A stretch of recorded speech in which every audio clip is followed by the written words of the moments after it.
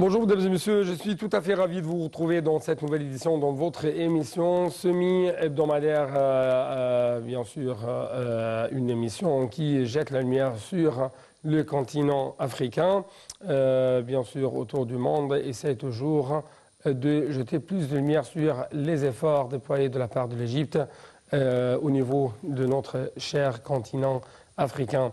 Et bien sûr, nous allons commencer tout de suite cette nouvelle tournée dans le monde africain par ce tweet qui a été fait par le président égyptien Abdel Fattah al-Sisi en ce qui concerne les évolutions du dossier du barrage de la Renaissance.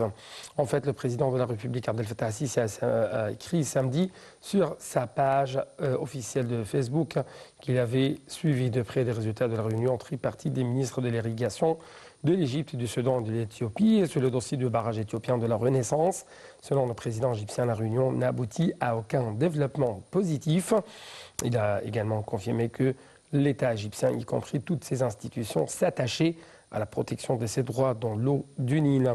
Il a également insisté sur le fait que l'État continue à entreprendre toutes les mesures nécessaires sur le plan politique conformément au droit international quant à la protection de ses droits.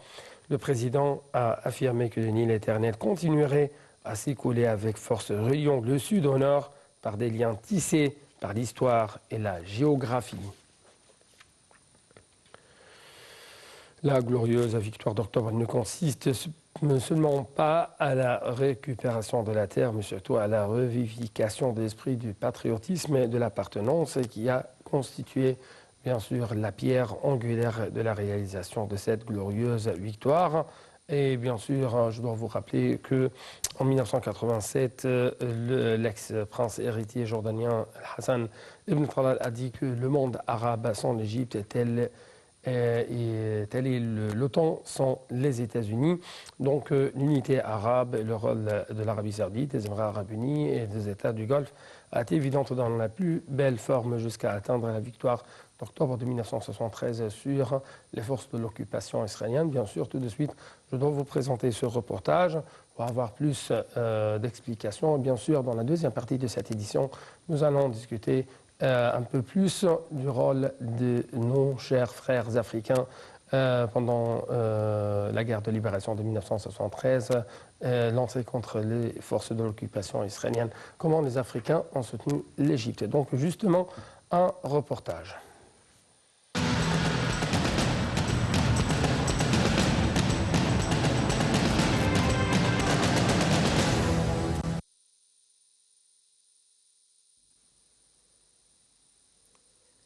Après la défaite de juin 1967, certains de ceux qui ont perdu leur appartenance se sont mis à fustiger l'armée égyptienne et à l'accuser de corruption, de faiblesse et de défaillance dans la défense de la patrie.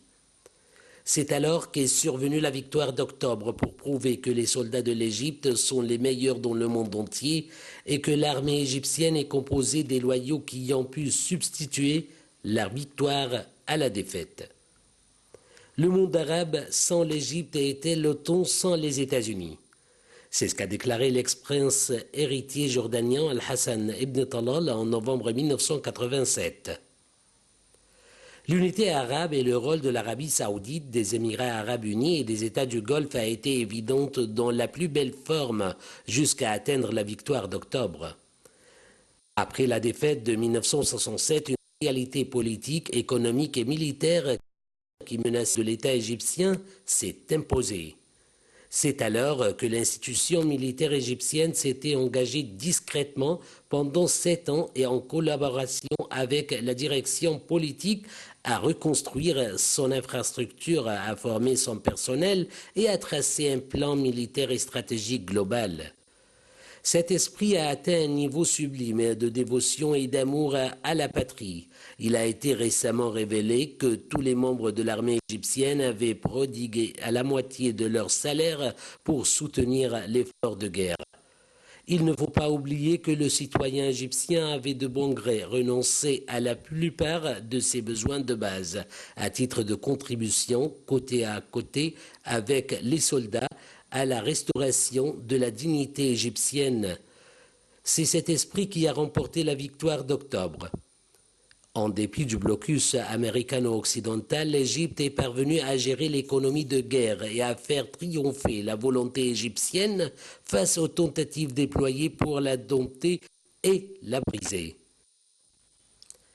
En fait, l'Égypte jouit d'un poids régional ancestral acquis par son importance géopolitique et stratégique, ainsi que par sa capacité à orchestrer les événements régionaux grâce à sa position, sa démographie, son potentiel militaire et son rôle aussi bien historique que contemporain au sein de la créativité culturelle et intellectuelle arabe.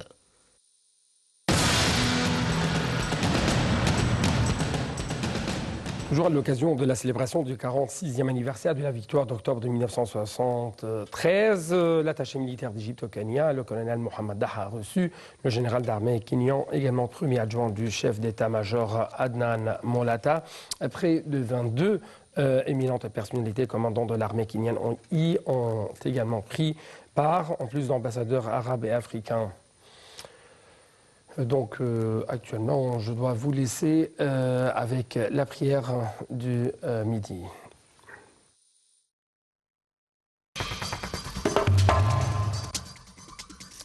Donc de reprendre notre nouvelle en ce qui concerne les célébrations faites par l'ambassade d'Égypte au Kenya, bien sûr à l'occasion de la célébration de la victoire d'octobre de 1973. On trouve que l'allocution de circonstance prononcée par le colonel Mohamed Daha, général d'armée kenyan, a porté sur l'importance du rapprochement avec l'Égypte, sur de larges horizons de coopération. Il a également, à cet effet, fait allusion au changement qualitatif et positif réalisé sur le plan de la coopération entre les forces armées kenyanes et leurs homologues égyptiennes, notamment après la présidence égyptienne de l'Union africaine. Le responsable kenyan a également loué les efforts égyptiens, d'une façon spéciale la réunion au sommet à laquelle avait appelé le président Fattah Sisi à New York entre le Kenya et la Somalie pour établir la paix et régler les points de désaccord entre les deux pays.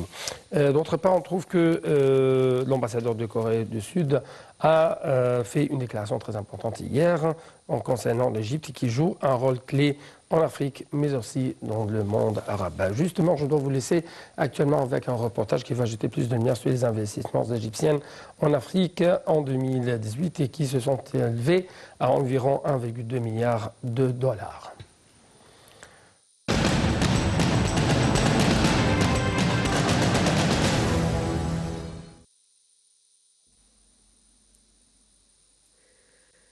Les investissements égyptiens en Afrique en 2018 se sont élevés à environ 1,2 milliard de dollars, ce qui porte le total des investissements sur le continent à 10,2 milliards de dollars, selon le ministre de la Planification, du Suivi et de la Réforme administrative, Dr Hala Saïd.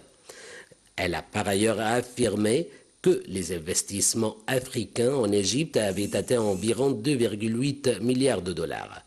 Ces déclarations intervenaient lors de sa participation à la première conférence régionale de Rotary Égypte et Afrique organisée à Sharm el-Sheikh. La ministre a noté que l'Égypte participait efficacement aux efforts déployés pour mettre en œuvre l'agenda du développement de l'Afrique 2063 et cherche à intensifier la coopération avec ses frères africains dans tous les domaines économiques et de développement, notamment à la lumière de la présidence égyptienne de l'Union africaine. La ministre a par ailleurs souligné que la Banque centrale d'Égypte déploie de grands efforts à travers sa présidence de l'Association des banques centrales africaines pour fonder une banque centrale et un fonds de soutien à la stabilité monétaire et bancaire en Afrique. Madame El Saïd a fait état du soutien de l'Égypte aux efforts actuels pour mettre en œuvre nombre de projets d'infrastructures dans le but de réaliser l'intégration régionale africaine, avec en tête la construction de l'autoroute Le Caire à Cape Town, destinée à élargir le commerce entre les pays africains, la liaison électronique entre les bourses africaines. La ministre a aussi révélé le soutien de l'Égypte au projet de création d'une banque centrale africaine qui aidera à confronter les défis de coopération dans ce domaine. Concernant le domaine de la santé, Mme El Saïd a affirmé que l'Égypte œuvrait pour généraliser les initiatives égyptiennes en matière de santé à l'échelon africain, faisant état de l'initiative de 100 millions de citoyens sains. lancé actuellement dans les pays africains en coopération avec l'OMS et dans le cadre de l'agenda de l'Union africaine de développement 2063.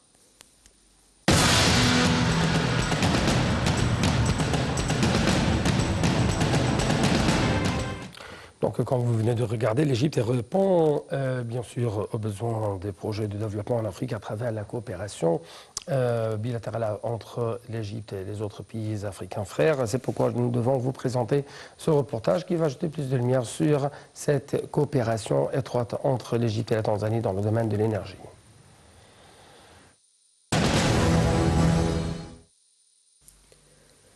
Le ministre égyptien de l'électricité et de l'énergie renouvelable, Mohamed Chaker, a examiné avec son homologue tanzanien Medrad Kalemani la coopération dans la production de l'énergie solaire et éolienne, la mise en place de programmes techniques et administratifs et l'échange d'expertise dans le cadre de l'intérêt accordé par l'Égypte à renforcer la coopération avec les États africains et à mettre à profit le large potentiel hydroélectrique présent dans le continent.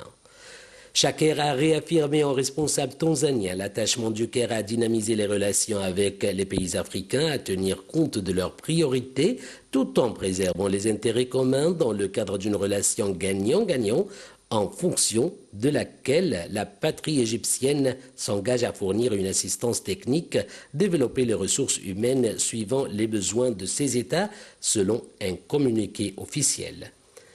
Le ministre égyptien a passé en revue les mesures entreprises par le secteur égyptien de l'électricité pour subvenir aux besoins locaux et améliorer les services au niveau de la production, le transport et la distribution. Il a aussi fait état de la construction par l'Égypte de la plus grande ferme solaire dans le monde à Bemban, près d'Assouan, d'une capacité de 1465 MW, et ce en coopération avec 32 investisseurs, un projet qui doit fonctionner à plein régime dans le courant de cette année et qui a été désigné par la Banque mondiale comme étant le meilleur projet de 2019. Voyant que l'Égypte accorde un grand intérêt au barrage Rufiji en Tanzanie, qui est l'un des plus grands pour la production de l'énergie hydroélectrique avec une capacité de 2100 MW, évoquons le bond économique qu'il réalisera pour la Tanzanie.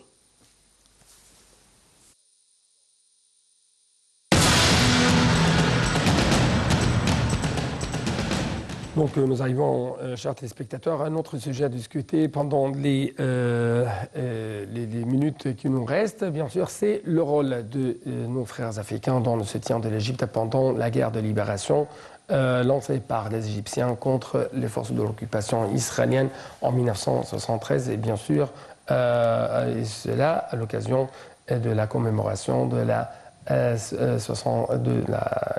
commémoration de 46e anniversaire de la victoire d'octobre de 1973. Donc, justement, M. Mahmoud Sabet, l'historien et l'analyste politique qui se trouve actuellement en ligne de la TV internationale. M. Mahmoud Sabet, bonjour. Bonjour. Oui, le rôle des Africains. Comment les Africains ont soutenu l'Égypte pendant l'Égypte et les Arabes, bien sûr, pendant leur guerre contre l'occupation israélienne? Au début de cette guerre, il y avait une certaine démarche une démarche diplomatique par Israël en Afrique, ouais, dans un certain sens pour entourer un peu l'Égypte. Tout ça a été échoué à cause de cette guerre. Alors, la guerre de 73 sur le canal a changé la vie de beaucoup des pays africains qui sont n'étaient pas bien sûr les seuls. Il y avait d'autres qui soutenaient l'Égypte dans leur effort et dans leur lutte pour la réalisation de la libération de Sinaï. Alors il y avait beaucoup de soutien à cause de ça, mais plus important, je trouve que c'était plutôt la situation que il y avait certains pays africains qui étaient en train de rentrer dans des démarches diplomatiques avec Israël, qu'ils ont arrêté ces démarches à cause de cette guerre. Oui. Alors ça a changé complètement les relations stratégiques dans la région d'Afrique vis-à-vis de l'Égypte et vis-à-vis le Moyen-Orient par les africaine. Oui, oui. Et donc vous trouvez que les Africains ont soutenu l'Égypte, même dans les instances internationales, devant les organisations internationales, afin de confirmer les droits égyptiens à libérer leur territoire occupé par les Israéliens. Oui. Et bien sûr, ce sont des territoires égyptiens et africains. Ah, oui, ça aussi, bien sûr, dans le sens que c'était, après tout, l'Égypte faisait partie de l'Union africaine. En plus, c'était un pays en Afrique et qui avait des problèmes sur ses frontières avec Israël à l'époque. Ouais. Alors, bien sûr qu'il y avait un soutien à cause de ça. Mais à part ça, il y avait quand même il y avait plusieurs choses qui se sont arrivées juste avant cette guerre. Il y avait bien sûr la situation de Entebbe à l'époque. Ouais. Et il y avait, à cause de ça, ça a un peu intimidé un peu d'autres pays qui se sont devenus plus...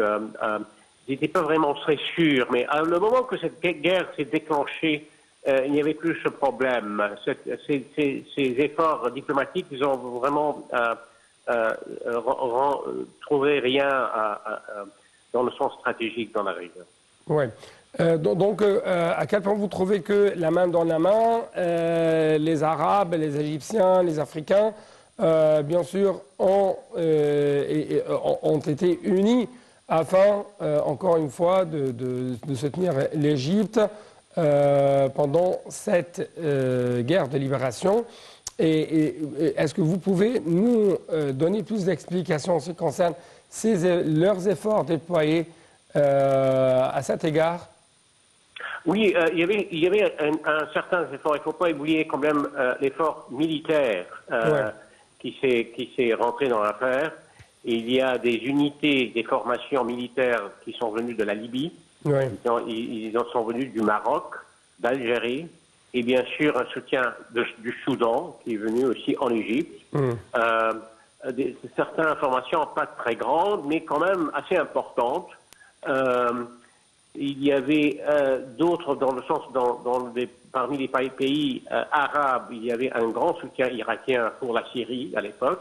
Même une assez grande contribution irakienne, presque 2 divisions blindées, c'est assez énorme quand même. Mais oui, ici en Égypte, on a vu ça, on a vu des soldats libyens et marocains dans les rues. C'était pendant cette guerre. Alors oui, il y avait une certaine solidarité qui s'est rentrée dans l'affaire. Je dois vous remercier infiniment pour ces explications. Donc, quand vous venez de trouver, chers téléspectateurs, il y avait bien sûr une solidarité, que ce soit au niveau militaire ou même au niveau diplomatique de la part de nos frères africains, afin de soutenir l'Égypte dans le fait de récupérer ses droits et de libérer même ces territoires occupés par les forces israéliennes, et cela bien sûr pendant la guerre de 1973. Donc justement, merci beaucoup pour votre attention, votre fidélité. Bonne suite de nos programmes sur l'antenne internationale.